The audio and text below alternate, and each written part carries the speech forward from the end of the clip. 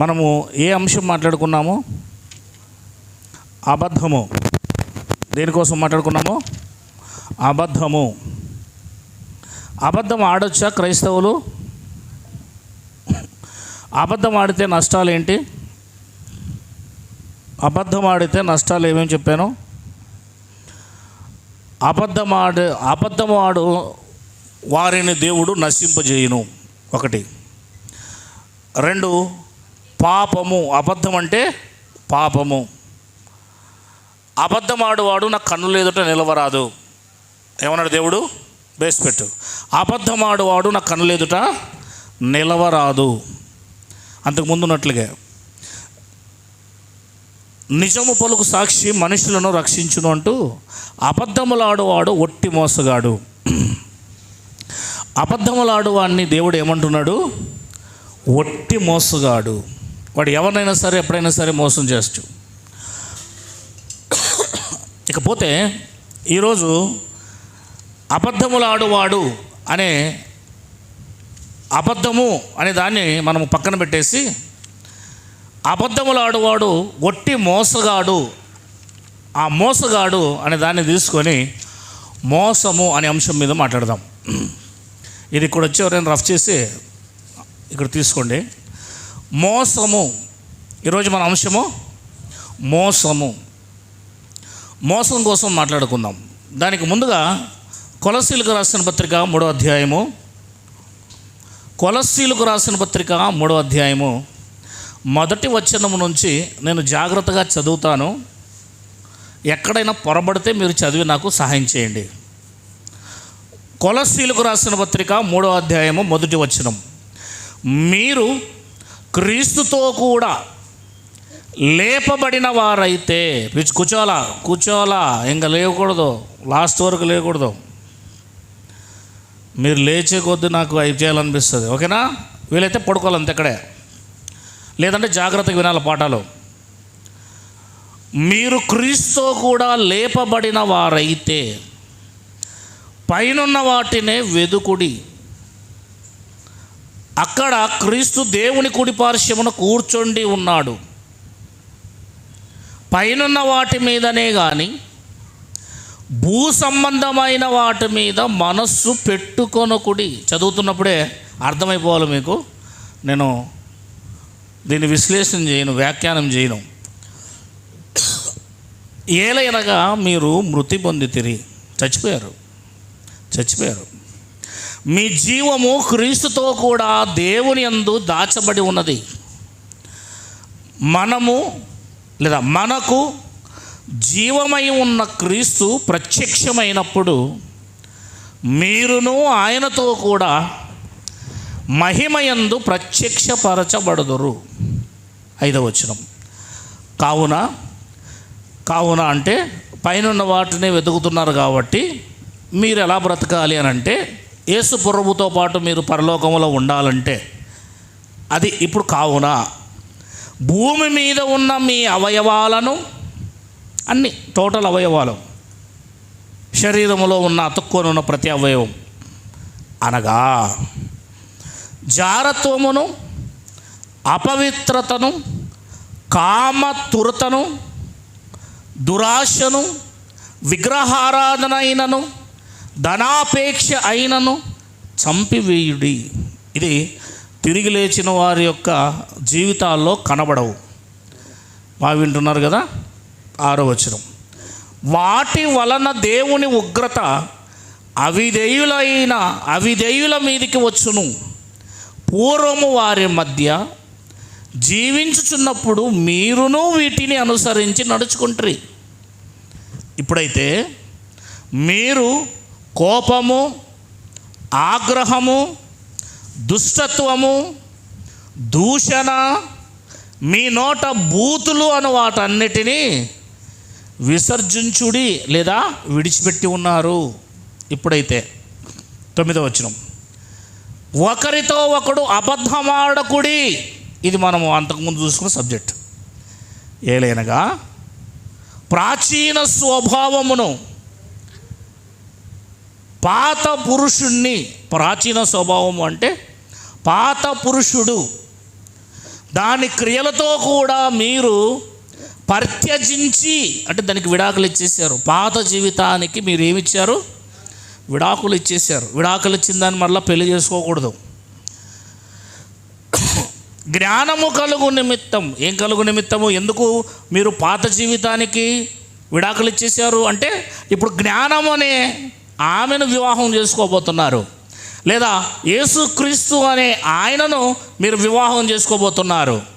జ్ఞానము కలుగు నిమిత్తము దానిని సృష్టించిన వానిని పోలిక చొప్పున నూతన పరచబడుచున్న నవీన స్వభావమును ధరించుకొని ఉన్నారు. ఏ స్వభావము? క్రొత్త స్వభావం. పాత పురుషుడు పోయాడు, క్రొత్త గిద్యోను వచ్చాడు. పాత మోషే పోయాడు, కొత్త మోషే వచ్చాడు. పాత జాన్ పోయాడు, క్రొత్త జాన్ వచ్చాడు. అదే ఇక్కడ బైబిల్ చెప్తుంది, పద్ధతులు మారాయని అర్థం. ఇట్టి వారిలో గ్రీసు దేశస్థుడని యూదుడని భేదము లేదు, సున్నతి పొందుట అని సున్నతి పొందకపోవట అని భేదము లేదు, పరదేశీ అని సిథియునుడని దాసుడని స్వతంత్రుడని లేదు, కానీ క్రీస్తే సర్వమును అందరిలో ఉన్నవాడనై ఉన్నాడు. ఎవరైతే కొత్తగా జన్మిస్తున్నారో వారిలో క్రీస్తున్నాడు, వారిలో క్రీస్తున్నాడు. 12 కాగా దేవుని చేత ఏర్పరచబడిన వారును పరిశుద్ధులను ప్రియులైన వారికి తగినట్లు మీరు జాలిగల మనస్సు. క్రైస్తవుని జీవితం ఎలా ఉండాలి? ఏర్పరచబడిన వారు, పరిశుద్ధులు, జాలిగల మనస్సు, దయాలత్వము, వినయము, సాత్వికము, దీర్ఘశాంతము ధరించుకోండి. ఎవడైనా తనకు హాని చేసినని ఒకడు అనుకొని నెడల ఒకడు సహించుచు ఒకరినొకడు క్షమించుడి. హాని చేస్తే క్షమించమన్నాడు ఇక్కడ. ప్రభువు మిమ్మును క్షమించు లాగునా మీరును క్షమించుడి. వీటన్నిటిపైన పరిపూర్ణతకు అనుబంధమైన ప్రేమను ధరించుకొనుడి. క్రీస్తు అనుగ్రహించు సమాధానము మీ హృదయములో ఏలుచుండనీయుడి. మీ మీద ఉంది కాన్సెంట్రేట్ చూడాలా పిల్లలు, మీ మీదే ఉండదన్న ఆలోచన అంతా చూడాలి మీరు, ఓకేనా? క్రీస్తు అనుగ్రహించు సమాధానము మీ హృదయములో ఏలుచుండనీయుడి. ఇందు కొరకే మీరొక్క శరీరముగా పిలువబడితిరి మరియు కృతజ్ఞతలై ఉండుడి. ఎలాగా దేవునికి కృతజ్ఞత కలిగి ఎలా ఉండాలట? సంగీతములతోనూ కీర్తనలతోనూ ఆత్మ సంబంధమైన పద్యములతోనూ ఒకనికి ఒకడు బోధించుచు బుద్ధి చెప్పుచు కృపాసహితముగా మీ హృదయములో దేవుని గూర్చి గానము చేయుచు సమస్త విధములైన జ్ఞానముతో క్రీస్తు వాక్యం మీ హృదయములో నివసింపనీయుడి. మరియు మాట చేత కానీ క్రియ చేత కానీ మీరు ఏం చేసినా ప్రభు అయిన యేసుక్రీస్తు ద్వారా లేదా యేసు ద్వారా తండ్రి అయిన దేవునికి కృతజ్ఞతాస్తుతులు చెల్లించుచు సమస్తమును ఆయన పేరట చేయుడి అని మనకు బైబిల్ తెలియజేస్తుంది. జాగ్రత్తగా ఉంటున్నారు కదండి, అర్థమవుతుంది కదండి, అందరికీ అర్థమవుతుంది కదా? రైట్. క్రొత్త మనిషికి పాత మనిషికి ఉన్న వ్యత్యాసం, పాత జీవితానికి క్రొత్త జీవితానికి ఉన్న వ్యత్యాసం మారిపోవాలి. పైనున్న వాటిని వెతికేవాడు ఎలా ఉంటాడు అనేది మనం ఇందాక చూస్తూ మాట్లాడాం. ఇప్పుడు అందులో నుంచి మనం తీసుకునే సబ్జెక్ట్ ఏంటి? మోసము. ఏంటి? మోసము. మోసం కోసం బైబిల్లో చాలా రెఫరెన్సులు రాయబడ్డాయి. చివరికి మోసం వల్ల ఏం జరిగిందో కూడా బైబిల్ చెప్తుంది. మనం జాగ్రత్తగా విందాం ఈసారి. ఇక్కడే ఉన్నారు కదా అందరూ? మన అంశం ఆరంభమవుతుంది. సామెతల గ్రంథము 20వ అధ్యాయము 17వ వచనంలో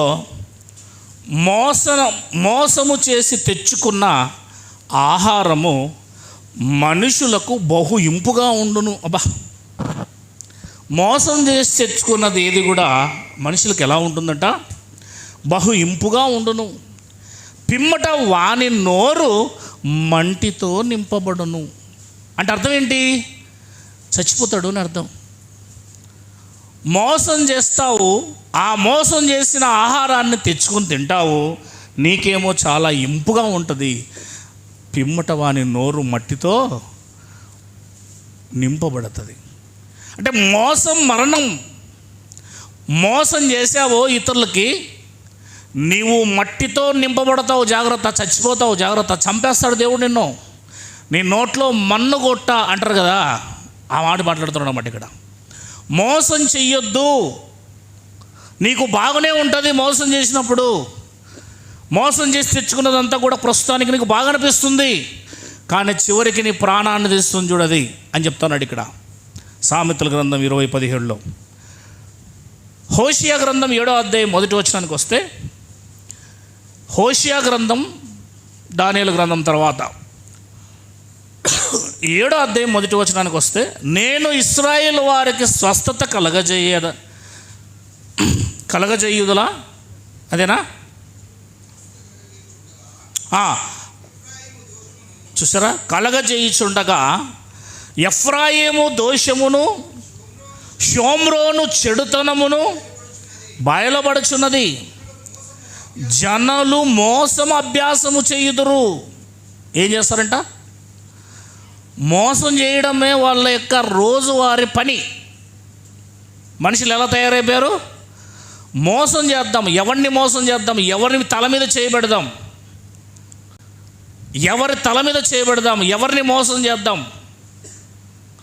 మీరు ఆర్డీఓ ఆఫీస్కి, తర్వాత అదేముంటారు కదా, ఎంఆర్ఓ ఆఫీస్కి, కలెక్టర్ ఆఫీస్కి, పంచాయతీ ఆఫీస్కి, మీరు అలా రిజిస్టర్ ఆఫీస్కి, ఈ ఆఫీసుల చుట్టూ తిరగండి.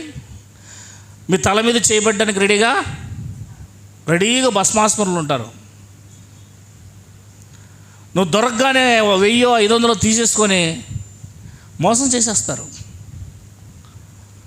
ఒక పత్రం రాయడానికి మా వాడితో 300 తీసుకున్నాడు బండి సంజయ్.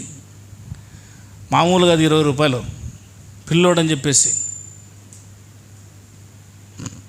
ఎదుటివాని మాట తీరును, అమాయకత్వాన్ని చూసి రేటు చెప్తారు. అర్థమైందా? మోసం. తల మీద చేయబెడతారు. 50 రూపాయలు ఇస్తే అడ్వకేట్ సంతకం పెట్టిస్తాడు, 150 రూపాయలు ఇవ్వాలంటారు వాళ్ళు. మోసం. ఆ మోసము ఎన్ని రోజులు చేస్తావు నువ్వు? ఎన్ని రోజులు చేస్తావు? కేవలం నీ బ్రతుకున్నంత కాలం. నీ తర్వాత కాలం ఏమవుతుందో తెలుసా? నీ నోరు మట్టితో నింపబడుతుంది. మోసం చెయ్యొద్దని చెప్తుంది బైబిల్. క్రైస్తవుడు అనగానే సమాజానికి వ్యత్యాసంగా కనబడాలి. సమాజము మన ద్వారా ఏదో ఒకటి నేర్చుకోవాలి. మోసం చెయ్యొద్దు. మోసంతో వచ్చే వచ్చుబడి అది సంతోషాన్ని ఇవ్వదు, అది మన మరణానికే దారితీస్తుంది. ఏం చేశారు వీళ్ళు? జనము మోసము అభ్యాసము చేయుదురు, కొల్లగాండ్రై లోపలికి చొరబడుదురు, బందిపోటు దొంగలై బయట దోచుకుందరు. ఇశ్రాయేలీయులు బైబిల్ కలిగిన వారండి వీళ్ళు. 39 పుస్తకాలు కలిగిన ఈ ఇశ్రాయేలీలే మోసం అభ్యాసం చేశారు. పౌలు ఏమన్నాడు తెలుసా? నేను ఏం అభ్యాసం చేస్తున్నాను అన్నాడు చూడండి పౌలు గారు. పైనున్న వాటిని వెతికే పౌలు గారు చెప్పిన మాట అపొస్తలుల కార్యములు. బైబిల్ తీయండి. పైనున్న వాటిని వెతుకుతానంటున్నా పౌలు గారు ఏం చెప్పారో ఒకసారి చూడండి. 24వ అధ్యాయం అపొస్తలుల కార్యములు 16. ఈ విధమున నేనును దేవుని ఎడల మనుష్యుల ఎడలను ఎల్లప్పుడూ నా మనస్సాక్షి నిర్దోషమైనదిగా ఉండునట్లు, అది నిర్దోషమైనదిగా ఉండునట్లు, మోసము, అబద్ధము, దగ, కుట్ర, మత్సరము ఇంకేది లేకోకుండా నా మనస్సును దైవికమైన ఆలోచనతో ఉండేటట్లుగా, దేవుని చిత్తానుసారంగా నేను బ్రతికేటట్లుగా నా యొక్క మనస్సును, హృదయమును అభ్యాసం చేసుకుంటున్నాను. ఇశ్రాయేలీయులు ఏం చెప్తున్నారు ఇక్కడ? హోషేయ గ్రంథం 7వ అధ్యాయం 1వ వచనములో, జనులు మోసము అభ్యాసము చేయుదురు. మోసం చేయడమే వాళ్ళ యొక్క దినచర్య, ఎక్సర్సైజ్. ఉదయం లేస్తే బాడీకి ఎక్సర్సైజ్ చేసినట్లుగా, కాఫీని తాగినట్లుగా ఈజీగా మోసం చేసేస్తారు వీళ్ళు. నీళ్ళు తాగినంత ఈజీగా మనుషుల్ని మోసం చేసేస్తారని చెప్తుంది బైబిల్ ఇక్కడ. అదే హోషేయ గ్రంథం 11వ అధ్యాయము 12వ వచనానికి వచ్చినట్లయితే, మోసం కోసం మాట్లాడుతున్నాం మనం, మోసం కోసం మాట్లాడుతున్నాం. ఎఫ్రాయిము వారు అబద్ధములో నన్ను ఆవరించి ఉన్నారు, ఇశ్రాయేలు వారు మోసక్రియలతో నన్ను ఆవరించి ఉన్నారు. యూదా వారు నిరాటంకముగా దేవుని మీద తిరుగుబాటు చేయుదురు, నమ్మకమైన పరిశుద్ధ దేవుని మీద తిరగబడుదురు. ఇశ్రాయేలు వారు మోసక్రియలతో నన్ను ఆవరించి ఉన్నారు. సంఘానికి ఎలా వస్తున్నారంట? దేవుని ఎలా ఆవరించి ఉన్నారంట? అందరూ మోసం చేసే వాళ్ళే, మధ్యలో దేవుడు ఉన్నాడు. దేవుణ్ణి చుట్టూ ఇశ్రాయేలు ప్రజలు ఎలా ఆవరిస్తున్నారంట దేవుని వాళ్ళు అంటే, దేవాలయానికి ఎలా వస్తున్నారు వాళ్ళు అంటే, మోసం చేస్తున్నారు, లోకంలో దేవుని దగ్గరికి వస్తున్నారు. ఇశ్రాయేలీలందరూ కూడా మోసపు క్రియలు చేస్తున్నారు అంటున్నాడు ఇక్కడ. దేవుని గ్రంథం ఇచ్చిన ఆ ఇశ్రాయేలీలు ఏ రకంగా మారిపోయారో చూడండి. నహూము గ్రంథము 3వ అధ్యాయము 1వ వచనం చదవండి. నరహత్య చేసిన పట్టణమా, నీకు శ్రమ, అది ఎడతెగక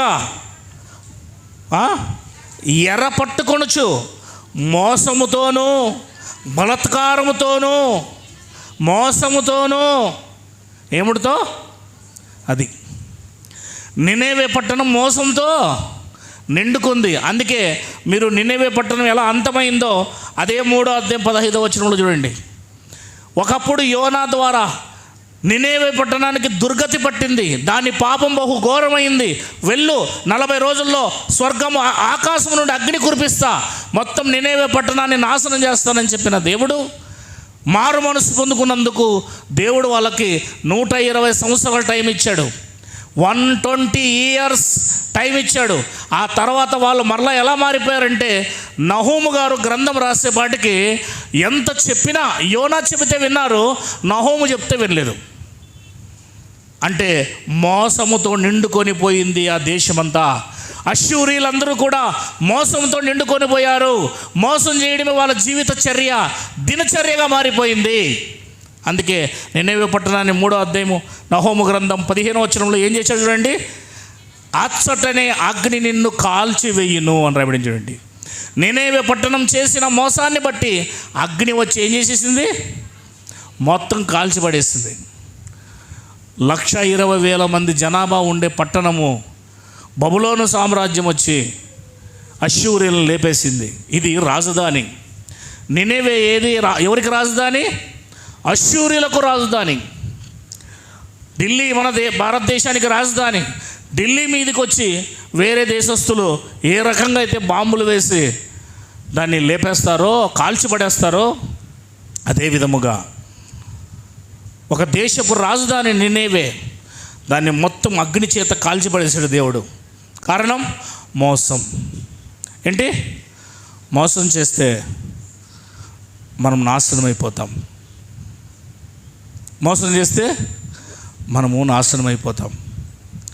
అవతల వాళ్ళకి 1000 రూపాయలు ఎంత అవసరమో కదమ్మా దొరకమ్మ, అవతల వాళ్ళకి 1000 రూపాయలు ఎంత అవసరమో ఆ 1000 రూపాయలని నువ్వు వాళ్ళ దగ్గర నుంచి మోసం చేసి దొంగలించడానికి ప్రయత్నం చేస్తే ఆ 1000 రూపాయలతో వాళ్ళు ఆ రోజు ఆహారం తినాల్సి ఉంది, ఆ డబ్బుతోనే వాళ్ళు ఆ రోజు బ్రతకాల్సి ఉంది.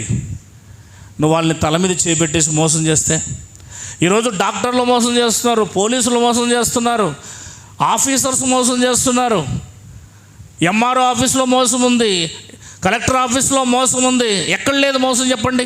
ఎవడు నిజాయితీగా పనిచేస్తున్నాడు? ఎవడు నిజాయితీగా ఉన్నాడు? ఎవడు దేవుని కలిగి ఉన్నాడు? క్రైస్తవులే మోసం చేస్తుంటే, క్రైస్తవుడే లోకంలో ఉన్న వాళ్ళకి చెప్పాల్సింది ఉంటే, ఆ లోకంలో ఉన్నవాడు నీ దగ్గర నేర్చుకోవాల్సి ఉంటే, నువ్వే క్రైస్తవుడై నువ్వే లోకంలోకి వెళ్ళి నువ్వే వాళ్ళ ముందు లంచాలు తీసుకొని మోసం చేస్తూ కనబరచబడితే ఇంక వానికి ఏం చెప్తావు చెప్పు? నువ్వే మోసం చేసి సంపాదించుకుంటుంటే అదే ఆఫీస్లో ఇప్పుడు వాడు నిన్నేమంటాడు? క్రైస్తవుడే ఉండి మోసం చేస్తున్నావు ఏంట్రా అని అంటాడు. క్రైస్తవుడివై ఉండి అబద్ధాలు చెప్తున్నావు ఏంట్రా అంటాడు. క్రైస్తవుడివై ఉండి లంచాలు తీసుకుంటున్నావు ఏంట్రా అని అంటాడు వాడు లోకంలో ఉన్నవాడు. నువ్వు వానికి చెప్పాలి తప్పు అని, కానీ వాడు అంటున్నాడు నీతో తప్పు చేస్తున్నావురా బైబిల్ కలిగి ఉండి అంటున్నాడు. సమాజానికి చెప్పడానికే దేవుడు మనల్ని ఏర్పరచుకున్నాడు. నువ్వు త్యాగం చేయాలి. నువ్వు త్యాగం చేసి కలిగి నువ్వు నిజాయితీగా బ్రతికి ఇంకొకరికి నీ బ్రతుకు ద్వారా నీ మాట ద్వారా నిజాయితీగా సమాజాన్ని నేర్పించాలి. మోసం చెయ్యకూడదు. అవతల వారిని నువ్వు మోసం చేస్తే, ఇప్పుడు భూ కబ్జాలు మోసం, అవునా? ఇదే 8 సెంట్లు భూమి ఉందనుకో, నా పేరు మీద పట్టా ఉంటుంది, ఇంకొకటి దీన్ని ఏం చేసింటాడు? పట్ట తయారు చేసుకుంటాడు. కొంచెం వాడు బలమైనడు అనుకో, వాడు నేమ్ ఫేమ్ ఉందనుకో, నా ఒరిజినల్ కూడా డూప్లికేట్, వాడు ఒరిజినల్ నాతో లాగేసుకొని కూడా వాడు కబ్జా చేసుకోగలుగుతాడు. ఎందుకు? బలం. మోసం చేసే స్వభావం. ఎక్కడ పడితే అక్కడ మోసం. అందుకే కదా కంచెలు వేసుకున్నారు మోసం చేస్తారని. అక్కడికక్కడ కంచెలు వేసుకొని అక్కడక్కడ రెడీ చేసుకొని ఎందుకుంటున్నారు? మనుషులు మోసం చేస్తారు, జంతువులు మోసం చేయవు. ఏ పక్షి మనిషిని మోసం చేయదు, ఏ కుక్క మనిషిని మోసం చేయదు. అంత అన్నం పడేస్తే ఆ యొక్క కుక్క విశ్వాసంగా ఉంటుంది. మనిషే మోసం. ఆలోచన చేయండి అమ్మా, మనిషి మోసమా కాదా? నమ్మిన వాళ్ళని కూడా మనం మోసం చేస్తాం. ఎలా చేస్తామో? నమ్మిన వాళ్ళని కూడా మోసం చేస్తాం. అందుకే ఇది క్రీస్తు పూర్వం 610లో జరిగింది. నినేవే పట్టణమే ఏమైపోయింది? చరిత్రలో లేకోకుండా కాలిపోయింది. దానికి హిస్టరీ లేకుండా చేసేసాడు దేవుడు. మోసం చేసినందుకు చరిత్రలో లేకుండా పోయింది. క్రీస్తు పూర్వం 610లో అష్షూరీలను బబులోను సామ్రాజ్యం వచ్చి మొత్తం జయించినట్లుగా చరిత్ర చెప్తుంది. మీరు హిస్టరీ చదివితే రోమపత్రిక 3వ అధ్యాయం 13వ వచనం. నువ్వు చిన్నదే అనుకుంటావు మోసం, అది అలవాటుగా చేసుకుంటావు. ఈరోజు ఇక్కడ 10, అక్కడ 100, అక్కడ 2000, అక్కడ 10,000 చిన్నదే అనుకుంటావు. కానీ దాని వెనకాల 10 రూపాయలు అవసరం ఉన్నవాడు ఎంత ఉంటాడో, 100 రూపాయలు అవసరం ఉన్నాడు ఎంత ఉంటుందో, ఎవరి ధనం వారిదే. మోసం చేయడానికి మనం ఎట్టి పరిస్థితుల్లో క్రైస్తవులం, దేవుని బిడ్డలం, మనం మోసం చేయకూడదు. మనం ఇతరులకు మోసం చేయడానికి ఎట్టి పరిస్థితుల్లో ప్రయత్నం చేయకూడదు. ఇంకొంతమంది ఎట్లుంటారంటే ఈ హోటల్లో మోసాలు, హోటల్ కలిగి ఉంటారు కదా, హోటల్లో మోసాలు. ఇంకొంత అంగడులు ఉంటాయి, పెద్ద అంగళ్ళు. వాళ్ళు ఏం చేస్తారంటే డేట్ అయిపోయిన దానికి అవి యాసిడ్ తీసుకొని రఫ్ చేసి ఆ డేట్ ప్లేస్లో వేరేది వేస్తారు. ఎన్ని రకాల మోసాలు ఉన్నాయంటే భూమి మీద ప్రతి దాంట్లో మోసం. పెట్రోల్ బంక్ దగ్గరికి పోతే కిరోసిన్ వేసి మోసం, డీజిల్లో కిరోసిన్, పెట్రోల్లో కిరోసిన్, ఆఖరికి దేంట్లోనే సరే కల్తీ అంతా మోసం. ప్రపంచం అంతా మోసం. మనం తింటున్న ఆ ఎల్లిపాయ తర్వాత అల్లం ఉల్లి పేస్ట్ వస్తుంది కదా, 5 రూపాయలకో 10 రూపాయలకి, అదంతా కూడా మోసమేనంట. 5% అందులో ఎల్లుల్లి తర్వాత ఎల్లిపాయ తర్వాత దాన్ని ఏమంటారు అల్లం వేస్తే 95% దాంట్లోకి అరటి యొక్క ఆకులతో వేసిన మొత్తం అరటి చెట్టు యొక్క వాటిని మిక్సీకి వేసేసేస్తారంట. మెత్తనైన చెట్లతో వాటి నరికి దాంట్లోకి వేసేస్తారంట. అంతా మోసం. మనకు కనబడ్డానికి పేస్ట్ మాదిరి కనబడుతుంది అక్కడది. ఈరోజు ప్రపంచమంతా మోసం. అందుకే క్రైస్తవుడే వ్యత్యాసంగా ఉండాలి. అందరూ మోసం చేస్తుంటే నువ్వు దేవుని కుమారుడివి, నువ్వు వ్యత్యాసంగా ఉండాలి. నువ్వు మోసం చేయకూడదని దేవుడు చెప్పాడు. నువ్వు మోసం చేయడానికి దేవుడు నిన్ను పిలవలేదు. నువ్వు వ్యత్యాసంగా బ్రతికి దేవుని లోకానికి నువ్వు వెళ్ళిపోవాలి. ఈ సమాజానికి నువ్వు మార్పు తీసుకురావాలి. మోసం. 3వ అధ్యాయం 13, వారి గొంతుక తెరిచిన సమాధి, తమ నాలుకతో మోసము చేయుదురు. ఏమిటితో మోసం చేస్తారు? నాలుక అగ్నియే అని విన్నాం. నాలుకతో అబద్ధాలు ఆడతాము, నాలుకతో మోసాలు కూడా చేస్తాం. నాలుకతోనే మోసాలు చేసేది మోసం.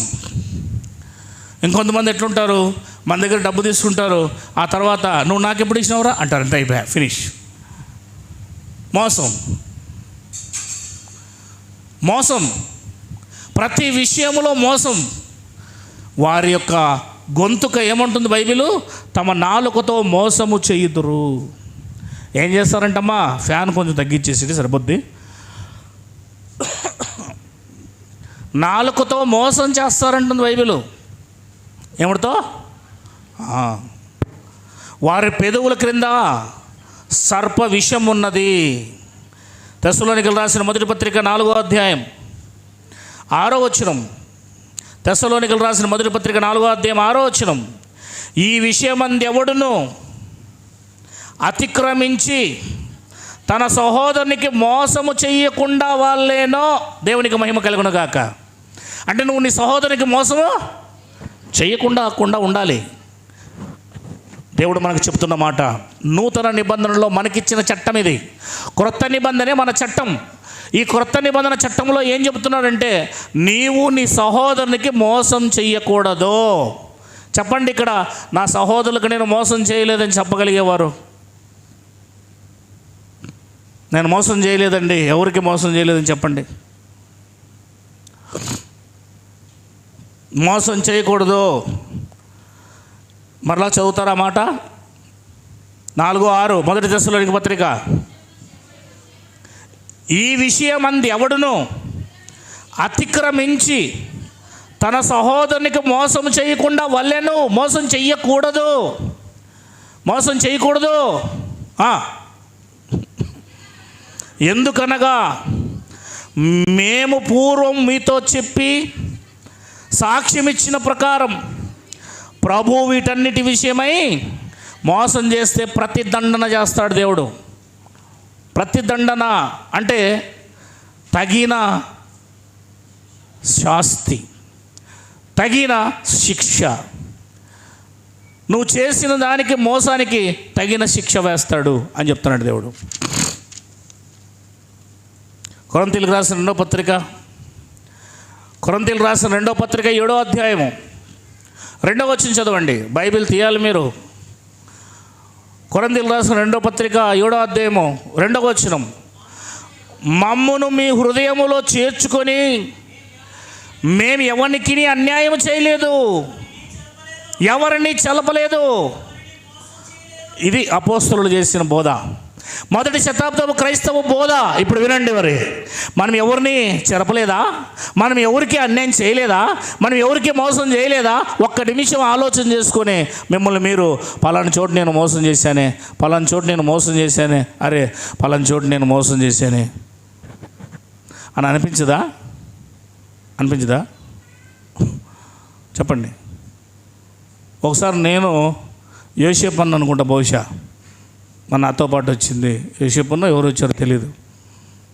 అవి తీసుకొచ్చాం అందరికీ కావాలంటే. ఏమంటారు వాటిని? కంజర్లు, తర్వాత చిన్న చిన్నవి ఉంటాయి కదా, తెచ్చాం. ఎంతైంది బిల్లు?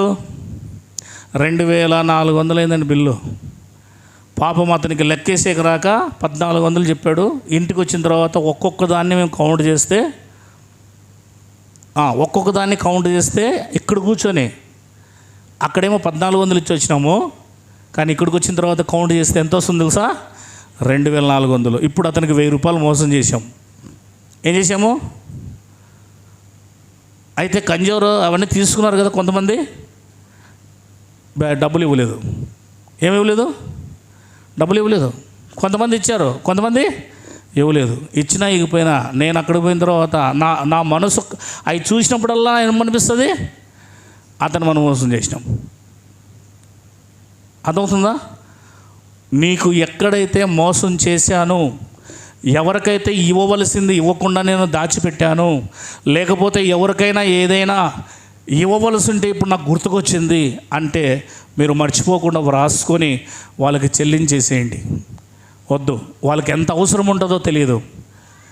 ఆ కొంచెంతోనే వాళ్ళకి ఎంత అవసరం ఉంటుందో తెలియదు. ఆ కొంచెంతోనే వాళ్ళ ప్రాణం కూడా తిరిగి లేవచ్చు. దేవునికి మహిమ కలుగును గాక. మీకు కొంచెంగా అనిపించవచ్చు, వాళ్ళకి అది ఎక్కువ, ఎందుకంటే నిజాయితీగా సంపాదించుంటారు కనుక. దయచేసి ఇక్కడ క్రైస్తవులైన అపోస్తులు చెప్తున్నాడు ఈ మాట.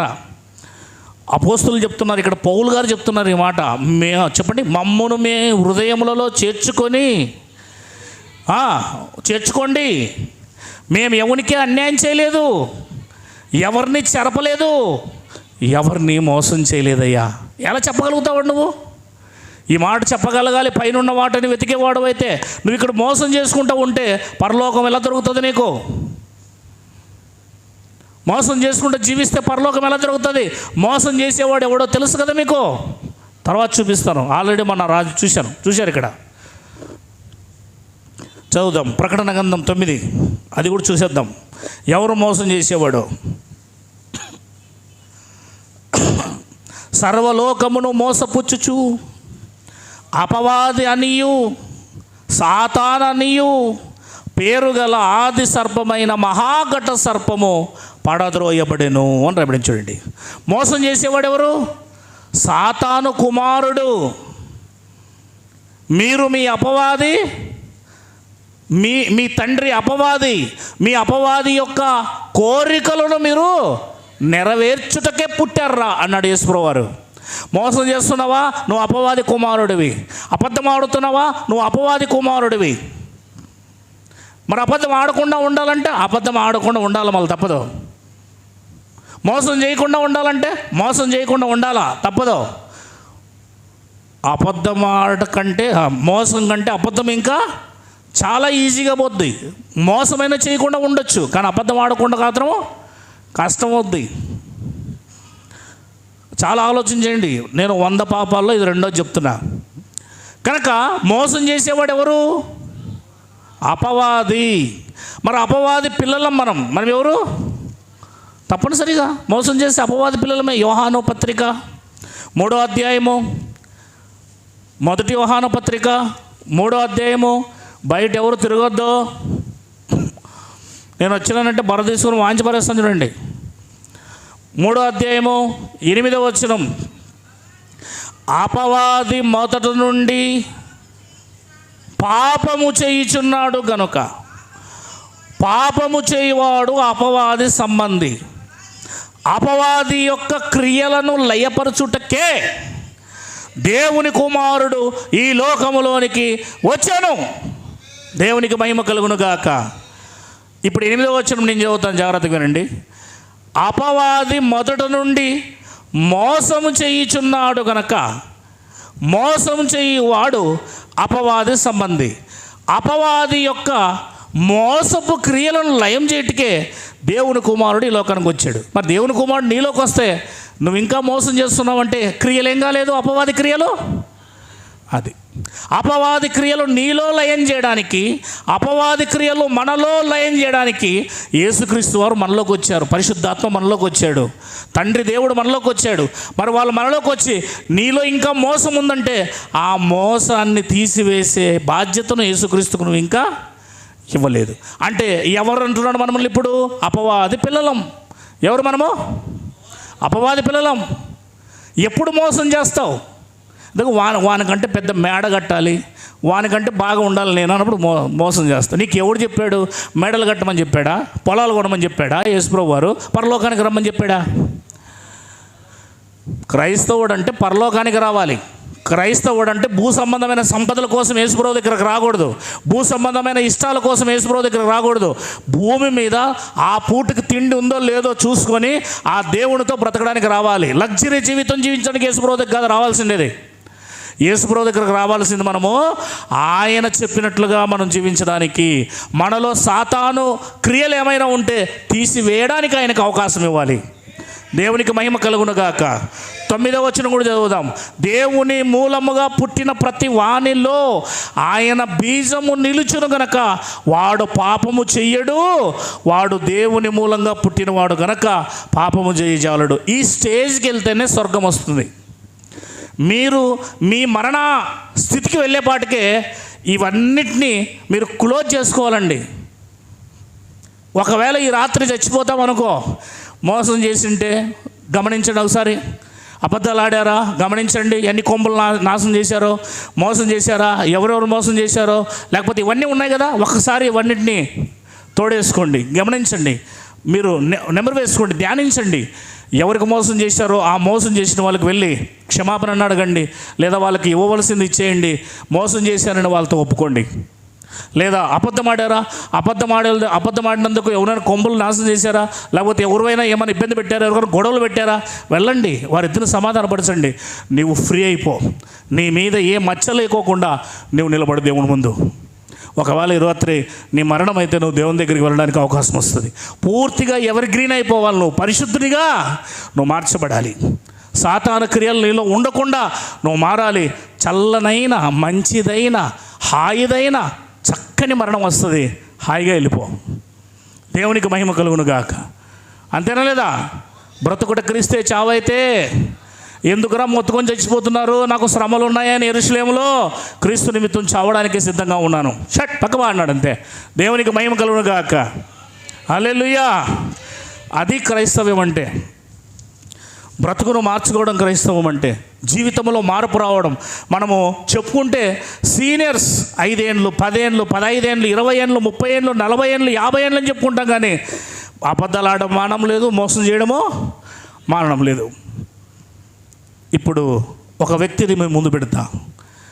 చివరిసారి మనం చూసినప్పుడు లాస్ట్ వీక్లో అబద్ధం ఆడడం వల్ల ఒక వ్యక్తిని మరణాన్ని చూసాం. ఓకే, ఎవరతను? ప్రవక్త. ఈరోజు ఒక భక్తుని చూపిస్తాను మీకు. ఎవరు కాదు, క్రైస్తవులే. మరలా ఎవరు? క్రైస్తవుల్ని చూపిస్తాను మీకు నేను. వాళ్ళు ఎలా చచ్చిపోయారో మోసం చేసినందుకు. రండి, అపోస్తలుల కార్యములు 5వ అధ్యాయం.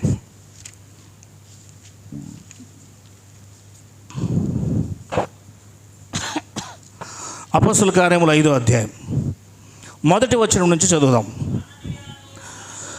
అననీయ అనే ఒక మనుష్యుడు తన భార్య అయిన సప్పీరాతో ఏకమై ఏమమ్మాడంటమ్మా? ఎందుకు పొలం అమ్మాడు? అందరూ అమ్ముతుంటే అమ్మాడు. ఏంటి? ఈయన తీసుకొచ్చి కాంగో ఇచ్చాడు చర్చికి. ఆయన ఏం చేశాడు? కీబోర్డ్ తీసుకొచ్చాడు. ఆయన ఏం చేశాడు? స్పీకర్లు తెచ్చాడు. ఒకరిని చూసి ఒకరు ఏం చేశారు? తీసుకొస్తున్నారు. ఏం చేస్తున్నారు? తీసుకొస్తున్నారు. అవునా లేదా? వెనకాల పీటర్ ఒకటి తీసుకొచ్చాడు, ఆ తర్వాత శేఖర్ ఒకటి తీసుకొచ్చాడు, ఆఖరి నేను ఒకటి తీసుకొచ్చాను. నేనేం చేశాను? నీదెంత అని అడిగాను. 13,000. నీదెంత? 20,000. నీదెంత? 30,000. నేనేం చెప్పాను? ₹1,00,000. సగం 50,000 ఇంట్లో పెట్టుకున్నాను. ఎక్కడ? ఒక పెద్ద కెమెరా తెచ్చాను, అది 50,000. కానీ ఏం చెప్తున్నాను? దేవునికి ₹1,00,000 ఇస్తున్నాను. ఎవడు ముందు? లోకంలో అబద్ధం ఆడంటే బాగుండే. ఎవడు ముందుకు వచ్చి అబద్ధం ఆడుతున్నారు? దేవుని ముందు అబద్ధం ఆడడమే కాదు, దానికి జోడి మోసం. ఎవరిని మోసం చేస్తున్నారు? చూద్దాం, అది కూడా కరెక్ట్గా బైబిల్లో. అననీయ అనే ఒక మనుష్యుడు తన భార్య అయిన సప్పీరాతో ఏకమై పొలం అమ్మెను. ఏమే ఇట్లా అన్నాడు అనమాట. ఏమే గిద్యోనోళ్ళు ఇస్తున్నారు, మాటినోళ్ళు ఇస్తున్నారు, సరోజమ్మ ఒంటిదైనా ఇస్తూ ఉంది, అవునా? మోసే వాళ్ళు ఇస్తున్నారు, మనం కూడా ఇద్దామని చెప్పేసి మా ఆవిడ దగ్గరికి పోయి అనేసా. అవునా? పొలం అమ్మేసా. ఏం చేశా? ₹1,00,000 వచ్చింది. ₹1,00,000 ఏమీ లేకోకుండా అపోస్తల పాదాలు ఎద్దు పెట్టాలంటే నా మనసులో లాగుతూ ఉంది ఇట్లేసి. ఏంటి? ఏం చేస్తుంది? అబ్బా, ₹1,00,000 మనకి ఏమి లేకోకుండా. అంటే వీళ్ళు దేవుని మీద ఆధారపడడం లేదు. ఏంటి? మనల్ని పోషించేవాడు దేవుడు అని వీళ్ళు దేవుని మీద ఆధారపడడం లేదు. ముఖ్యంగా అంతా ఇచ్చేస్తే మా పరిస్థితి ఏంటని విశ్వాసం లేదు వీళ్ళకి. ఏం లేదు? విశ్వాసం లేదు. కనుక సగం డబ్బు ఏం చేసేసారు? దాచేసి సగం తీసుకెళ్ళిపోయి అపోస్తల పాదాల దగ్గర పెట్టి మేము కూడా ఇచ్చినాం చూసినావా? ఏంటి? ఎట్లా? మేము కూడా ఇచ్చినాం చూసినావా అని కాలర్ ఎగిరేసారు అనమాట. మరి ఏమి ఎగిరేశారు? ఎవరి దగ్గర కాలర్ ఎగిరేస్తున్నాం మనము? కనపరుచుకోవడానికి. దేనికి? కనపరుచుకోవడానికి. వీళ్ళు చేసింది కనపరుచుకోవడానికి. అందుకే ఏం జరిగిన తర్వాత చూడండి, భార్య ఎరుకనే, భార్యకు తెలిసే వాడు దాని వెలలో కొంత దాచుకొని కొంత తెచ్చి అపోస్తుల పాదాల యొద్ద పెట్టాను. అప్పుడు పేతురు, అననీయ, నీ భూమి వెలలో కొంత దాచుకొని, అదిగో ఎవరిని మోసపుచ్చాడండి? నువ్వు ఎవరినైనా మోసం చేయి, పరిశుద్ధాత్మను మోసం చేస్తే ఊరికే ఉంటాడా? మరి ఎవరిని మోసం చేశారు వీళ్ళిద్దరూ? అది మనము మోసం చేసే దాంట్లో నంబర్ 1గా ఉంటున్నాం. ఇక్కడ మోసం చేసింది ఎవరిని? పరిశుద్ధాత్మ దేవుణ్ణి. ఇప్పుడు ఈ పేతురుకి ఎలా తెలుసు అంటారు? పరిశుద్ధాత్మ వాళ్ళల్లో ఉన్నాడు. వాళ్లకు బుద్ధి జ్ఞానము, వివేచన జ్ఞానము, మనుషుల్ని చదవగలిగిన జ్ఞానం దేవుడిచ్చాడు వాళ్ళకి. అర్థమైందా? అందుకే వారు ఎదుటి వారిలో ఏముందో, ఎలా వచ్చారో అన్నిటినీ వాళ్ళు గమనించగలరు. దేవునికి మహిమ కలుగును గాక. అర్థమవుతుందా? కనుక వాళ్ళకు దేవుడు వెంటనే తెలియజేశాడు. చూసావా, అననీయ నన్నే మోసం చేశాడు పేతురు అని చెప్పాడు దేవుడు. అప్పుడు ఏం జరిగింది చూడండి. దాచుకొని పరిశుద్ధాత్మను మోసపుచ్చుటకై సాతాను ఎందుకు నీ హృదయమును, అది హృదయమును ప్రేరేపించేది ఎవరు? ఎందుకు వేస్తావు కానుక పెట్టలోకి అంతా, ఎందుకు ఇస్తావంతా, ఆపేసేయి, లాగేసేయి, దాంట్లో దొబ్బేసేయి, అవునా లేదా? వద్దులే, తీసేయి, నీకు అవసరం వస్తుంది. పోతూ నువ్వు ఏదైనా అరటిపండ్లు కొనుక్కొని పోవచ్చు, ½ కేజీ చికెన్ కొనుక్కోపోవచ్చు. మనము దేవునికి సమృద్ధిగా ఇవ్వాలనుకుంటున్నప్పుడు వెంటనే మన ఆలోచనలో దేవునికి ఇవ్వకుండా అందులో నుంచి లాగేసే ప్రేరణ మనలో కలుగుతూ ఉంటుంది. ప్రేరేపణ. అందుకే సేమ్ అదే రకంగా నీ హృదయాన్ని సగం నొక్కేసేలాగా సాతాను నిన్ను మోసం చేశాడు కదా అని చెప్పేసి అన్నటువంటి పేతురు. ఆ తర్వాత అది నీ యొద్ద ఉన్నప్పుడు నీదే కదా, ఎవడిమ్మన్నాడు? మేమేమన్నా ఇమ్మన్నామా? ఆస్తి పాస్తులన్నీ అమ్ముకొని రమ్మన్నామా మేమన్నా? నీ దగ్గర ఉన్నప్పుడు నీదే కదా, అమ్మిన పిమ్ముట కూడా అది నీ వశమై ఉండలేదా? ఎందుకు ఈ సంగతిని హృదయంలో ఉద్దేశించుకున్నావు? నీవు మనుషులతో కాదు దేవునితోనే అబద్ధమాడితవని వానితో చెప్పాను. చూడండి, మోసం, అబద్ధంలో మోసం ఉంది. ఏముంది? అబద్ధములో మోసం ఉంటుంది. కనుక నువ్వు మోసం చేశావు, నువ్వు అబద్ధం ఆడావు అని అనేపాటికే అననీయ ఈ మాటలు వినుచూనే పడి ప్రాణం విడవగా వినిన వారికందరికీ మిగుల భయము కలిగెను. దేవునికి మహిమ కలుగునుగాక.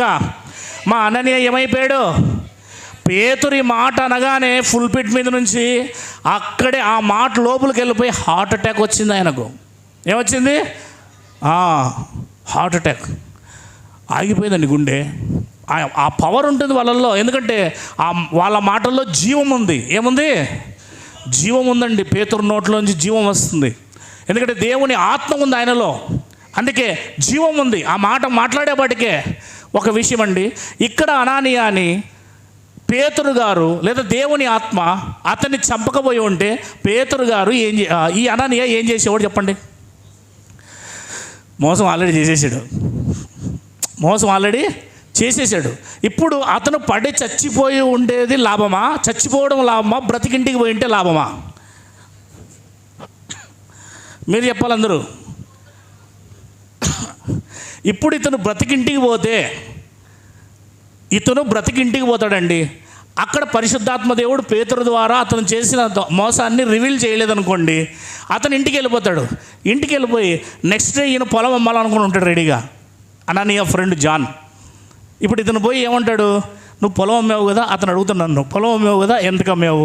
5 లక్షలకి అమ్మా. ఎంత ఇచ్చావు? 2.5 లక్షలు ఇచ్చి 2 లక్షలు ఇంట్లో దాబెట్టుకున్నా. ఆడు కూడా అట్లా చేస్తాడు. ఏం చేస్తాడు? అతను కూడా అట్లే చేస్తాడు. అర్థమైందా? 2.5 లక్షలు తీసుకుపోయా. పేతురుకు తెలియలేదు. పేతురులకు అర్థం కాలే.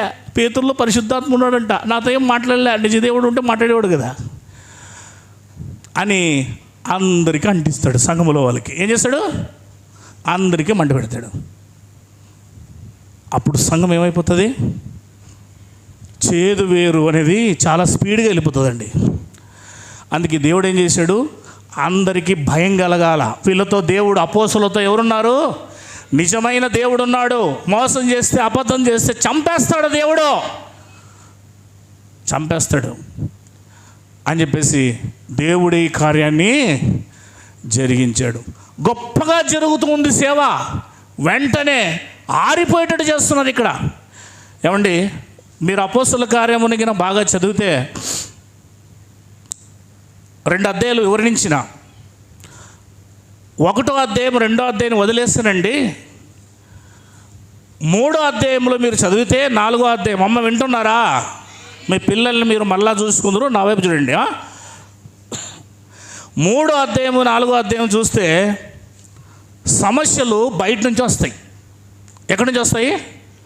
సంఘానికి సమస్యలు అన్య జనాంగం నుంచి, ఇశ్రాయేలు నుంచి వస్తాయి, బయట నుంచి. కానీ మీరు 6వ అధ్యాయంకి వెళ్ళిపోండి, ఈ 5వ అధ్యాయమో 6వ అధ్యాయానికి వెళ్ళిపోండి, 5 నుంచి స్టార్ట్ అవుతుంది. సమస్యలు సంఘంలోనే ఆరంభమవుతాయి. నేను చెప్పేది అర్థమైందా? 4వ అధ్యాయంలో, 3వ అధ్యాయం 4వ అధ్యాయంలో బయట వాళ్ళు వచ్చి వీళ్ళని చెరసాలకు తీసుకుపోవడము, చెరసాల్లో బంధించడము, వీరిని ఇబ్బంది పెట్టడం, అది బయట వాళ్ళ చేత. 5వ అధ్యాయం 6వ అధ్యాయంలోకి వెళ్ళిపోబోటికి సంఘములోనే సమస్యలు ఆరంభమవుతాయి. అంటే అపోస్తులు మొదటి శతాబ్దంలో ఇటు బయట వారి నుండి, ఇటు సంఘముల వాళ్ళ నుండి చాలా నలిగిపోయారండి. దేవునికి మహిమ కలుగును గాక. బయట వాళ్ళతో ఫేస్ చేయొచ్చు, కానీ సంఘములతో ఫేస్ చేయాలంటే చాలా కష్టం. ఎవరికి ఎలా న్యాయం చేయాలో చాలా కష్టం. ఒకవేళ యూదులకి న్యాయం చేద్దామా, గ్రీకు దేశస్తుల్లో ఉన్న యూదులు వాళ్ళు మాకు న్యాయం చేయలేదని అంటారు. 6వ అధ్యాయం 1వ వచనం చదవండి. ఆ దినములలో శిష్యుల సంఘం ఏమవుతుంది? విస్తరిస్తుంది యెరూషలేములో. అనుదిన పరిచర్యలో తమలోని విధవారాళ్లను చిన్న చూపు చూచిరని హెబ్రీల మీద గ్రీకు భాష మాట్లాడేవారు సనుగు సాగిరి. ఇది సంఘములోనండి. ఏమండి, ఒకరికి అన్నం కొంచెం ఎక్కువ పెట్టచ్చు, ఒకరికి తక్కువ పెట్టచ్చు, పొరపాటు పడి పప్పు గంటి ఎక్కువైపోయి ఉంటుంది, ఒక 2 ముక్కలు పడి ఉంటాయి. మన పరిస్థితులు ఎట్లుంటాయి? లోపల ఉన్న వాళ్ళు అర్థం చేసుకోవాలి కదండి. మనము తినడానికి రాలేదు కదా, దర్జా జీవితం జీవించడానికి రాలేదు కదా. నేను చెప్పేది అర్థమవుతుందా పిల్లలు? కాయిన్స్ తీసుకోండి కదా, అర్థం చేసుకోవాలి కదా. అరే, ఆయనకి ఎక్కువ వేసా, నాకు తక్కువ వేసా, ఆయన ఇచ్చేసా, ఆయనతో గట్టిగా మాట్లాడా, నాతో మెత్తగా మాట్లాడా అని లోపల ఏమవుతుంది? ఇక్కడ వీళ్ళతో చిన్న చూపు చూచిరని. చూడండి, మమ్మల్ని చిన్న చూపు చూస్తున్నారు, మేము కానుకలు ఇవ్వడం లేదు, దశమాలు ఇవ్వడం లేదని, వాళ్ళు అన్నీ ఇస్తున్నారని వాళ్ళు పెద్దగా చూస్తున్నారు అని. ఇట్లాంటివన్నీ ఏమొస్తాయి? సమస్యలు, సనుగులు. ఇది ఇన్సైడ్ ఆరంభమైందండి. సంఘం ఇంకా ఆరంభమవుతుందో లేదో అప్పుడే స్టార్ట్. ఎంత తీవ్రంగా వాళ్ళు బాధపడి ఉంటారు, ఎంత ఇబ్బందికరంగా బాధపడి ఉంటారు, ఎంత ఇబ్బంది అయింటుందో మీరు ఆలోచన చేయండి. ఒకవైపున బయట నుంచి అప్పుడప్పుడే 3వ అధ్యాయం 4వ అధ్యాయంలో ఒక కుంటివాడిని బాగు చేసి అతన్ని తీసుకెళ్ళిపోయి అందరి ముందు నిలవబెట్టి, సులోభమున మంటపంలో నిలవబెట్టి సవాల్ చేసి అనేకులు దేవుని వైపు త్రిప్పారు. ఆ తిరిగిన వారిలో 6వ అధ్యాయానికి వచ్చేపాటికే, 5వ అధ్యాయానికి వచ్చేపాటికి కూడా మోసం చేయడం మొదలుపెట్టారు. సంఘంలోనే విశ్వాసులే. అననీయ సప్పీరా ఎవరు కాదు, బిలీవర్స్. మొదటి శతాబ్దపు కాలంలో వాళ్ళు క్రైస్తవులుగా మారిన బిలీవర్స్. ఆ బిలీవర్సే అప్పుడు ఏం చేయడం మొదలుపెట్టారు? దేవునికి ఇవ్వడంలో మోసం. నెక్స్ట్ సంఘములో గొడవలు. సంఘంలో ఏమున్నాయి? గొడవలు. 6వ అధ్యాయంలో గొడవలు. మమ్మల్ని చిన్న చూపు చూశారు, మమ్మల్ని తక్కువ చేశారు, మాకు ప్రైజ్లాడు చెప్పలేదు, మాకు వందనాలు చెప్పలేదు, లేకపోతే మమ్మల్ని పట్టించుకోలేదు. ఇప్పుడు అక్కడ ఇవన్నీ కూడా చూడండి. అంటే ఇవన్నీ ఎవరి స్థితిలో వస్తాయి? ఇవన్నీ అపోస్తలులో వచ్చాయా? రాలేదు, విశ్వాసంలోనే వస్తాయండి. చిన్నగా ఎవరైతే ఆలోచిస్తారో, స్మాల్ మైండ్ ఎవరికైతే ఉంటుందో, ఇంకా తను తాను కనపరుచుకోవాలని ఎవరైతే ప్రయత్నం చేస్తాడో వాడు సమస్య పుట్టిస్తాడు. చచ్చిపోయిన పాము ఎప్పటికీ సమస్యను పుట్టించదు. నేను కనబడినా కనపడకపోయినా, ఉన్నా లేకపోయినా, నన్ను పిలిచినా పిలవకపోయినా, నాకు పాట ఇచ్చినా పాట ఇవ్వకపోయినా, ఆరాధన ఇచ్చినా ఇవ్వకపోయినా, నా దేవుడు నన్ను చూస్తున్నాడు చాలు. నేను కనపరచబడాల్సిన అవసరం లేదు. కొంతమందికి స్టేజ్ మీద కనబడాలని ఉంటుంది. మీకు ఎక్కువ శాతం పాస్టర్లు ఉంటారు చూసారా? పాస్టర్లు ఫెలోషిప్లో కానీ, పాస్టర్స్ కానీ మీరు చూడండి, మీటింగ్స్లో కానీ వారు కింద కూర్చొని ఉంటారు. వాళ్ళని ఏం చేయాలి? మనం ఒక్కొక్కరిని వచ్చిన వాళ్ళని అల్లా పిలిచి రావాలా. పెళ్ళికి వచ్చినప్పుడు కానీ, ఫంక్షన్కి వచ్చినప్పుడు కానీ, ఏ ఫంక్షన్ పెట్టినా కూడా ఏం చేయాలా? వాళ్ళ పాస్టర్ ఎవరో చెప్తారు, పాస్టర్ వచ్చినాడు అని చెప్తారు. గౌరవప్రదముగా మరి తిమోతి పాస్టర్ గారు వచ్చి స్టేజ్ను అలంకరించలేగా మనవి. అప్పుడు ఈయన ఇట్లా పోతాడు, అంత ఆయన పిలవకపోతాడు, మళ్ళీ రాడు, అలుగుతాడు. స్టేజ్ మీద కూర్చోవాలా, స్టేజ్ మీద కనబడాలా, ఆడికి పాట ఇవ్వాలా, ఆడికి వాక్యం ఇవ్వాలా, వాక్య పట్టణం ఇవ్వాలా, ప్రార్థన ఇవ్వాలా, ఆశీర్వాదం ఇవ్వాలా, ఏదో ఒకటి సావాలా. లేకపోతే రాడు. కనపరచబడే స్వభావం. మనుషులు ఎలా అయిపోయారు? కనబడాలి, నేను కనబడాలి, నేను నేను నేను నేను. ఏం కనబడతావు నువ్వు? ఏముంది నీ దగ్గర కనబడడానికి? అంతా ఏమీ లేదు. మనం కనబడడానికి ఏమీ లేదు. ఎవరు కనబడాలి? ఎవరు కనబడాలో చూపిస్తాను చూడండి ఇక్కడ. అదే అపొస్తలుల కార్యములు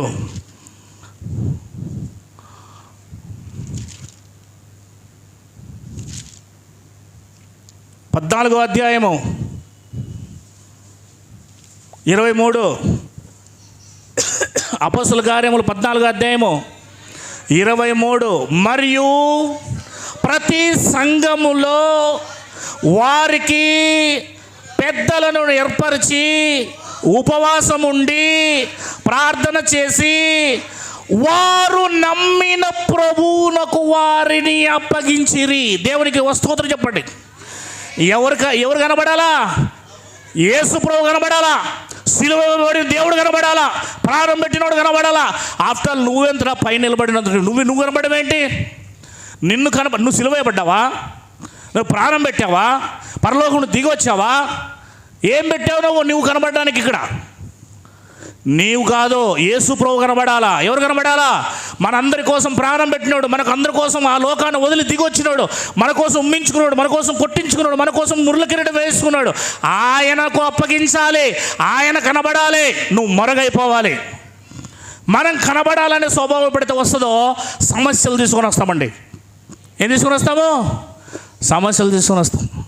నన్ను కూసిపెడితే కూడా ఆ లాస్ట్లో ఆడ కూసిపెట్టినాం అనుకో, వాడిని అదో పీకలాట. మళ్ళా ఏంటి ఆ లాస్ట్లో కూర్చోబెట్టినా కూడా పీకలాటే. నన్ను లాస్ట్లో చేసి ఆ కెమెరా కనబడకుండా చేసి నేను వెనకాల స్పీకర్ వెనకాల ఉంటే ఇట్లా చూస్తుంటే నా కెమెరాలు కనబడుతుంటే, ఫోటోలు దిగేటప్పుడు కూడా ఇట్లా జొరబడి వస్తారు చూడండి. నా జగన్మోహన్ రెడ్డి దగ్గరికి వెళ్ళి కనబడినట్లుగా. యేసుప్రభు దగ్గర కనబడడం అంటే జగన్మోహన్ రెడ్డి దగ్గర పోయింది. అవునా లేదా? ఇదంతా కనబడే స్వభావం. ఏంటిది? చచ్చిపోవాలి. ఇది చచ్చిపోవాలి. నిన్ను నువ్వు ఎప్పుడు కనపరుచుకోవద్దు. పాటలు పాడేటప్పుడు కనపరుచుకోవద్దు, ఆరాధన చేసేటప్పుడు కనపరుచుకోవద్దు, వాక్యం చెప్పేటప్పుడు కనపరుచుకోవద్దు. అవునా లేదా? ఎట్ట చెప్తే నేను వాక్యము రాజ్కుమార్ ఓవర్ యాక్షన్ వద్దు. ఎట్ట చెప్పినావు అదే నీకు కనపరుచుకునే స్వభావం. దేవునికి మహిమ కలుగును గాక. ఇవన్నీ కాదు, యేసుక్రీస్తును వాళ్ళకు పరిచయం చేయాలి, అంతే మన పని. మనం తప్పిపోవాలి, సైడ్ అయిపోవాలి. కానీ ఇక్కడ పరిస్థితి అలా లేదు. రండి ఎఫెసీయులకు అపొస్తలుల కార్యములు 5వ అధ్యాయం 4వ వచనం. ఇది నీ యొద్ద ఉన్నప్పుడు నీదే కదా, అమ్మిన పిమ్మట అది నీ వశమై ఉండలేదా? ఎందుకు ఈ సంగతి నీ హృదయములో ఉద్దేశించుకొని ఉన్నావు? నీవు మనుషులతో కాదు, దేవునితోనే అబద్ధమాడి దేవుణ్ణే మోసం చేసావు అని చెప్పాడండి అక్కడ. ఈ మాట వినేపాటికేనండి ఆ మాట లోపలికి పోయి ఎంత పని చేస్తుందో తెలుసా? ఒక్కసారి గుండె ఆగిపోయిందండి. ఆ పవర్, ఆ మాటకి అందులో శక్తి ఉంది కదా, ఆగిపోయిందండి. అననీయ ఈ మాటలు వినుచూనే పడి ప్రాణం విడవగా వినిన వారికందరికీ మిగుల భయము కలిగెను. దేవునికి మహిమ కలుగును గాక. ఏ మాటలో ప్రాణం పోయే శక్తి లేదా? మాటలో ప్రాణం పోయే శక్తి లేదా? ఉందా లేదమ్మా? ఎంతగానో ప్రేమించిన ఏకైక కుమారుడు, అప్పుడే చేతికొచ్చిన కుమారుడు, ఒకే కుమారుడు నీ ఇంట్లో ఉన్నాడు. ఎంతగానో అల్లరి ముద్దుగా ప్రేమిస్తున్నారు ఆ బిడ్డని. మంచి ఆస్తిపాస్తులు ఉన్నవారు, చాలా సున్నితమైన ఇంటివారు.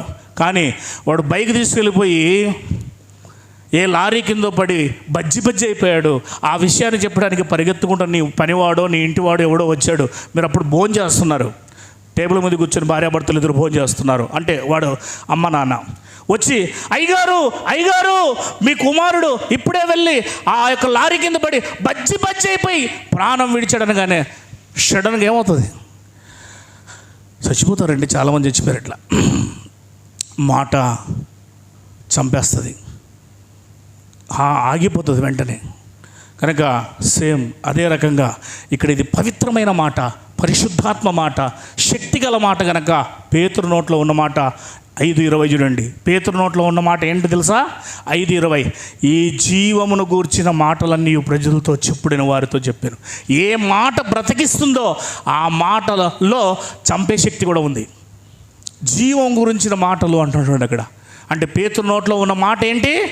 వాళ్ళల్లో మొదటి శతాబ్దంలో జీవం ఉందండి వాళ్ళ నోట్లో. వాళ్ళు ఏది పలికినా జరుగుతుంది. జీవం ఉంది వాళ్ళ నోట్లో. ఆ రకంగా పరిశుద్ధాత్మ వాళ్ళని ఆవరించాడు. జీవం కలిగిన మాట. ఏమన్నాడండి పౌలు గారు? 14వ అధ్యాయం చూడండి, 14వ అధ్యాయం అపోస్తలుల కార్యములు.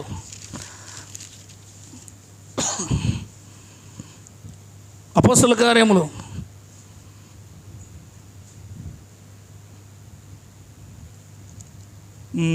ఇక్కడ ఒకడు ఉంటాడు చూడండి, రౌడీ.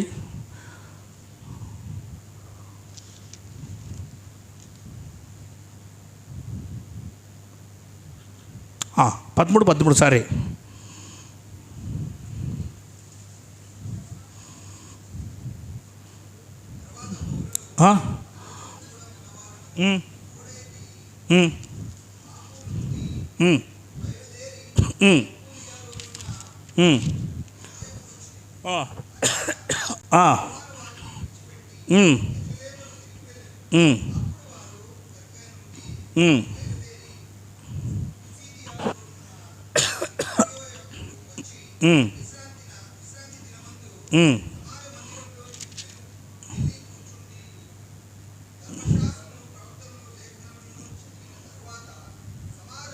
ఒక గారడివాడు ఉంటాడండి, పాపు అనే ఒక గారడివాడు. ఎక్కడుంది దిమని? అది ఎక్కడుంది? 13:8 అంటే చూడండి. రైట్. 6 నుంచి చదువుదాము. వారు ఆ దీపమంతటా సంచరించి పాపు అను ఊరికి వచ్చినప్పుడు ఆ గారడీవాడు అబద్ధ ప్రవక్త అయిన బర్యేసు అని ఒక యూదుని చూచిరి. ఈతడు వివేకం గలవాడైన సెర్గీ పౌలు అను అధిపతి యొద్దుండెను. అంటే ఒక అధిపతి యొద్దున్నాడు, అంటే యూదుల యొక్క అధిపతి. అతడు బర్నబాను సౌలును పిలిపించి దేవుని వాక్యం వినగోరెను. అయితే ఎల్లుమా అంటే గారడివాడని అర్థం. ఆ అధిపతిని విశ్వాసం నుండి తొలగింపవలని ప్రయత్నం చేసి వారిని ఎదిరించెను. ఎవరిని? పౌలును బర్నబాని. అందుకు పౌలు అనబడిన సౌలు పరిశుద్ధాత్మతో నిండిన వాడై అతన్ని తేరి చూచి సమస్త కపటముతోనూ సమస్త దుర్మార్గముతోనూ నిండినవాడా, అపవాది కుమారుడా, సమస్త నీతికి విరోధి, నీవు ప్రభు యొక్క తిన్నని మార్గములు చెడగొట్టడం మానవా? ఇదిగో ప్రభు తన చెయ్యి నీ మీద ఎత్తి ఉన్నాడు. నీవు కొంతకాలం గుడ్డివాడవై సూర్యుని చూడకుండా ఉండు అని చెప్పాను. వెంటనే మబ్బును చీకటి అతని కమ్మెను గనక అతడు తిరుగుచూ ఎవరైనా చేయి పట్టుకుని నడిపింతురా అని వెదుగుచుండెను. చూసారా పవర్ ఎంత ఉంది చూడండి వాళ్ళలో. పౌలు గారు ఊరికి జస్ట్ గుడ్డివాడు అయిపోదని అంతే. గుడ్డివాడు అయిపోగానే ఏమైపోయాడు? అది ఇది మొదటి శతాబ్దంలో దేవుడు వాళ్ళకి ఇచ్చిన శక్తి. చచ్చిపోమంటే చచ్చిపోవాల్సిందే, గుడ్డివాడు అమ్మంటే గుడ్డివాడు కావాల్సిందే. అర్థమవుతుందా? వాళ్ళ మాటల్లో అంత శక్తి ఉంది. 5వ అధ్యాయం. మోసం చేసినందుకు అననీయ పడి చచ్చిపోయాడు. అననీయ ఈ మాటలు వినుచూనే పడి ప్రాణం విడవగా వినిన వారికందరికీ మిగులు భయం కలిగెను. ఇప్పుడు ఇలా భయం కలిగితే మేలా? భయం కలగకుండా వాడు వెళ్ళి అందరికీ చెబితే మేలా? అది భయం కలగాలి. మోసం చేసినందుకు ప్రాణం విడిచారా? మోసం చేయకూడదు. మనం ఎవరు కూడా దేవునికి, పరిశుద్ధాత్మకు మోసం చేయకూడదు. అపోస్తులతో దేవుడు ఉన్నాడు అన్న విషయము అందరికీ అర్థమైపోయింది. తర్వాత అప్పుడు పడుచువారు లేచి వారిని బట్టలతో చుట్టి మోసుకొని పోయి పాతి పెట్టిరి. వెంటనే ఏం చేశారు? అతన్ని తీసుకెళ్ళిపోయి సమాధిలో పెట్టేశారు, బొందులో పెట్టేశారు. 7 ఇంచుమించు 3 గంటల సేపటికి వాని భార్య ఇది జరిగినది ఎరుకకాయ లోపలికి వచ్చాను. తర్వాత మా ఆయన రాలేదేంటి, చాలాసేపు అయిపోయింది అని చెప్పేసి ఒక 3 అవర్స్ తర్వాత, 3 గంటల తర్వాత భార్య వచ్చి, వందనాలు పాస్టర్ గారు, వందనాలు అయ్యా, వందనాలు రమ్మ పిలిచారు లోపలికి. ఆమె కూడా లోపలికి వచ్చింది. అప్పుడు పేతురు, మీరు ఆ భూమిని ఇంతకే అమ్మితిరా? అవును, ఇంతకే అని చెప్పాను. అందుకు పేతురు, ప్రభు యొక్క ఆత్మను శోధించుటకు మీరెందుకు ఏకీభవించితిరి? అంటే అలా మోసం చేసే వాళ్ళందరికీ ఇప్పుడు చావే కదా కారణము. చూసారా, ఆమె కూడా ఏమైంది? ఏకీభవించింది. ఇంకెవడైనా ఏకీభవిస్తే వాడు చచ్చిపోతాడు. అది ఇక్కడ దీన్ని పులుస్తా పెట్టాలా? కనుక వీళ్ళిద్దరి మరణం వచ్చేసింది. అందుకే మిగిలిన వారు ఎవరు కూడా అబద్ధం ఆడకుండా మొదటి శతాబ్దంలో ఇచ్చింది తెచ్చింది ఇచ్చేశారు. అమ్మారు, తెచ్చారు, ఇచ్చారు. దేవునికి మహిమ కలుగునుగాక. చదువుకుందాం. అందుకు పేతురు, ప్రభువు యొక్క ఆత్మను శోధించుటకు మీరెందుకు ఏకీభవించితిరి? ఇదిగో నీ పెనిమిటిని పాతిపెట్టిన వారి పాదములు వాకటనే ఉన్నవి, వారు నిన్నును మోసుకొని పోదురని ఆమెతో చెప్పాను. వెంటనే ఆమె అతని పాదముల యొద్ద పడి ప్రాణం విడిచెను. ఆ పడుచువారు లోపలికి వచ్చి ఆమె చనిపోయినది చూచి ఆమెను మోసుకొని పోయి ఆమె పెనిమిటి యొద్దే పాతిపెట్టిరి. పక్కన పెట్టేశారు ఇద్దరిని. ఏమండి, మరణం ఎప్పుడు దాపురించినో ఎవరూ తెలియదు. ఇక్కడ చూడండి, వీళ్ళకి ఎలాంటి స్థితి? పొలం అమ్మి దేవునికి ఇచ్చే విషయంలో మోసం చేసేయడంలో ప్రాణం పోగొట్టుకున్న వాళ్ళు వీళ్ళు.